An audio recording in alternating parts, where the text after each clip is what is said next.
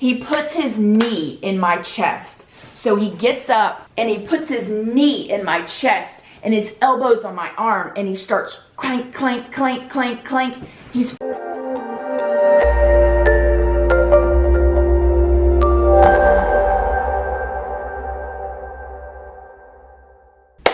Good morning, my lovelies, my beauties, my friends. My name is Christina and welcome to my channel. If you're new here, thank you so much for clicking on this video. I really hope that you will subscribe, stick around, take a chance on hearing some things that I have to say. And if you are a returning subscriber, y'all already know, y'all are my babies. So you guys know my intros are always long. I'll leave a timestamp right here before I get into the story, but otherwise we got some announcements for you guys.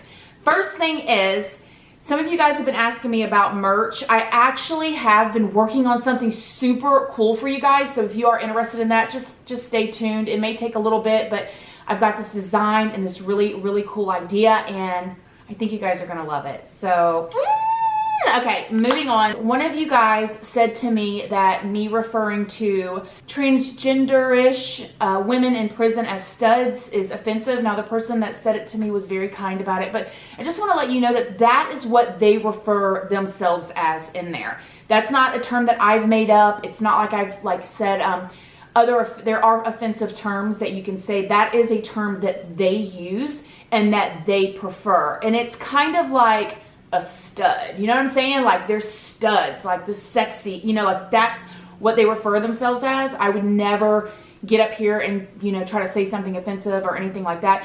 So yeah, I did want to clarify that for you guys. That is something that is a term that they have come up with and that they actually prefer to be called, okay? All right, let's get into this story time. This was really a traumatizing thing for me, you guys. Like, I'm not even being dramatic about that. Have you ever seen the movie Little Shop of Horrors? Yeah, that one with the plant that eats you. Do you remember the dentist on there? The one that was like, ha ha ha ha ha, and he was like laughing and he was just like basically getting off on hurting people? That's how this dentist was, okay? So we're gonna start at the beginning.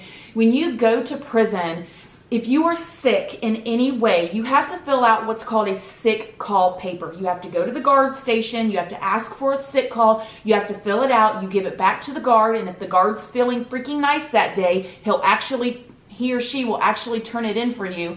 But some of the times the guards put it in the trash because some of the guards are very nasty. And I don't say that to sound funny. Like, that's just literally what the truth is, guys. That is how it is. Some of them are very nasty, okay?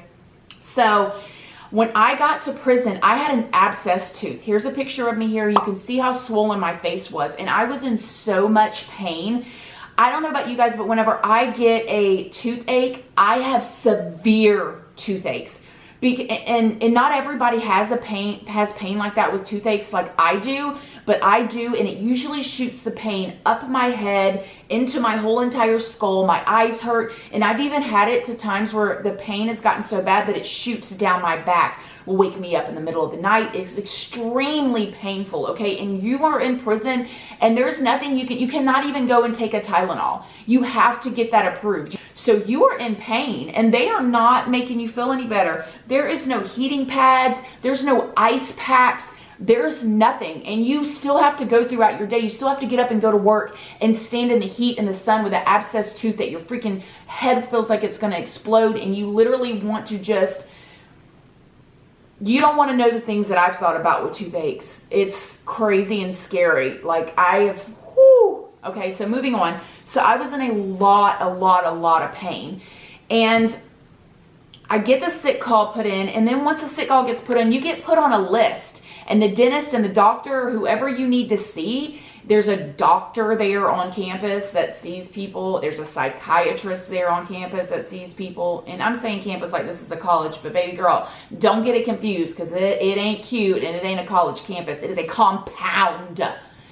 Anyways, so fast forward, I finally get in to see the dentist. And when I get in there, you walk into the place and it's like just a table with a bunch of scalpels and stuff like that, and it's like bare minimum in there, and it's super like run down looking in there. It's very dirty looking, and the guy is so happy. He's got his glasses on, he's got black hair, and he's tall, but he's an older gentleman, and he's smirking when I walk in, like he cannot wait to get inside my mouth.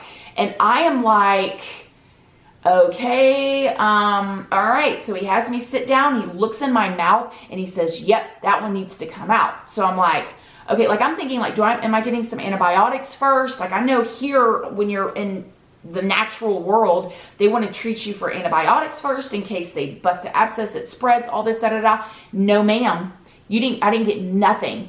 So he's like humming and singing, getting his gloves on, like literally like he was just enjoying it, and I'm terrified. I'm like, can I get some laughing gas? Can you put me to sleep? Like, you know, this is a tooth in the back, so it is a big tooth, and like I said, my whole face is swollen, I'm in pain, but I was so desperate. So he puts you in the chair and he straps my arms down with these little things, and then he literally, let me tell you what he does, guys. I guess I'm so grateful that he did this part. He starts shoving the needles in my mouth, not gentle at all. He's jerking my face around. And this is the thing about it, guys. Whenever somebody is taking something out of your mouth, a tooth, they are right in your face, right? So everything is happening right by your eyes, and every crunch and every prick and every push, you can hear it. So it's all intensified because it's right there. And he's just like smiling and humming some sort of song and freaking me out. So he's like shoving it in there, and you guys, and shots hurt in your mouth.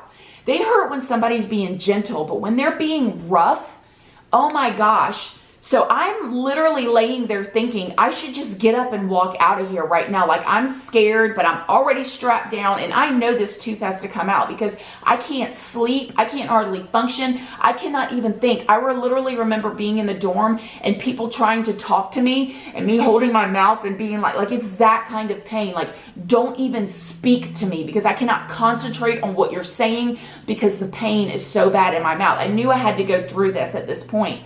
So he gets the shots in my mouth. He's, no, how are you doing? No, can I get you some water? No, it's going to be okay. Nothing like that. He gives me about 10 minutes. You guys, literally, he puts his knee in my chest. So he gets up and he puts his knee in my chest and his elbows on my arm, and he starts clank, clank, clank, clank, clank. He's freaking cracking. I have no idea what he's doing at this point, but I realize as I'm going through it, my eyes are big. I'm looking at him. He's cracking the tooth. He's cracking the root that goes down into my thing. So you hear all this crunching and this cracking, the pressure of his knee on my chest, his face. He's like right in my face, humming and singing the whole time. Hands, you hear the squeaking from the different tools that he's using, and like he must have worked on cracking that tooth forever. And then when he gets it complete, like you can hear pieces of my tooth just chipping. I can feel the falling on my mouth. I mean, I couldn't feel any pain at that point, but the pressure and the sounds and him humming and his knee in my chest was so overwhelming all at one time.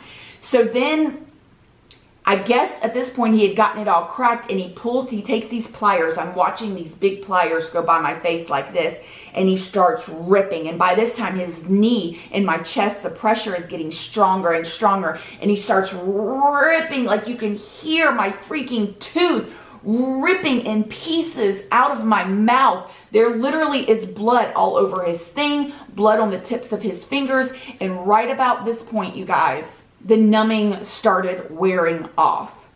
And I am like, it hurts, and he's not even listening to me, not saying anything to me. He continues to pull out pieces of my tooth, and I guess because he had cracked it, it had broken, and he was literally digging with his pliers in there. I'm laying there like I can't move, I can't do anything. He has his knee in my chest, my arms are strapped down, and tears are just rolling down the side of my face, and I'm literally just hating my life at this point. He gets it all finally all done, and you can hearing cracking and pulling it out. You can hear it ripping. Like I said, it's right here and it's all close to my ear and it's all close to my eye. And then he's dropping the pieces onto that metal little plate there.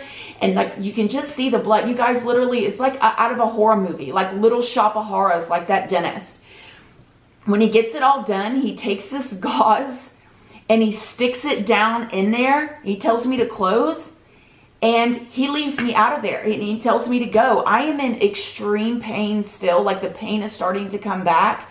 And he gave me some more gauze. He didn't give me no ibuprofen. He didn't, you know, you guys, when I got back to the dorm, see, in the dorm and the bathrooms there, you don't have regular mirrors like you have in your house. They look like metal pans, right? Like a shiny metal pan that maybe you would cook with that are put on the walls. You can kind of see your reflection. And one of the girls was like, girl, you have blood all over your mouth. I went in there and I could kind of see, like, I had blood. He didn't even wipe the blood off. I was horrified. It was traumatizing. And he enjoyed it. It was so sick. Like, who picks that kind of job and enjoys it? Like, I really feel like whenever I left there, he probably went and relieved himself. Like, that's how much he enjoyed it. Oh my gosh, mortifying. And like, I'm still like, I got all that, look at that. It was just, so yeah, that was my experience with the dentist in prison. You know, and I really believed that maybe the dentist that's in there, maybe some of the doctors are like the rejects of the real world, right? The ones that couldn't make it in the real world for whatever reason, go into the prison to work. Not all of them. I'm sure there are some really good people, so I'm not saying everybody, but like situations like that, like, what are you going to do? What was I going to do afterwards? Was I going to go and leave a Google review and say that I didn't like him? Was I going to go to the warden and say he mistreated me in there? He yanked a tooth out of my mouth and wasn't compassionate. You know, when you're in prison, they don't care. And I know I say that in every single video, but I'm trying to drive that point home to you guys of what it feels like being in there. Nobody cares about you. And like I said, there may be a few here and there that have some sort of compassion, but they can't do anything for you. You know what I mean? And I guarantee you, they don't have dentists lined up at the front door wanting to come in and work with prisoners and killers and rapists and murderers and whatever else. So you get what you get. And when you're in there, like, and in my situation, what other choice did I have? I had to get that tooth out of my mouth. And once I was in there in the chair, there was nothing that I could do. So yeah, so crazy, so literally traumatizing and weird. I remember when I left out of there thinking like, what kind of freak? He goes home to his wife at nighttime, like, or he has kids? That is scary. The way he acted and the way he treated me and the way that he got off on it was like weird and crazy. And everybody afterwards, when I was telling people my experience in the prison, it's like they all knew too that that's how he was. The Little Shop of Horrors dentist. Oh my gosh, it literally gives me anxiety just thinking about it now because it was so awful. My loves, if I haven't said it to you already, please don't ever get into trouble. That is just one thing. That is just one instance. And I spent almost 3 years there. I have so many more stories for you guys. But I'm just telling you, once again, a reminder, you are only as good as the company that you keep. Please look at your surroundings. Look at the people that you're hanging out with, your friends. You know, you don't ever want to end up in that kind of situation. And it only takes one decision in a split second and your life has changed forever, and you could be in prison or you could be hurt or something like that. So I love you guys so much. I'm actually got a little bit of anxiety going just telling that story and thinking about it. So yeah, please don't forget to like this video. It is a free way that you can help your girl out. I love you guys so much. If you haven't already, make sure you subscribe, hit that notification bell, and I'll see you in the next video. Scary. Love you. Bye.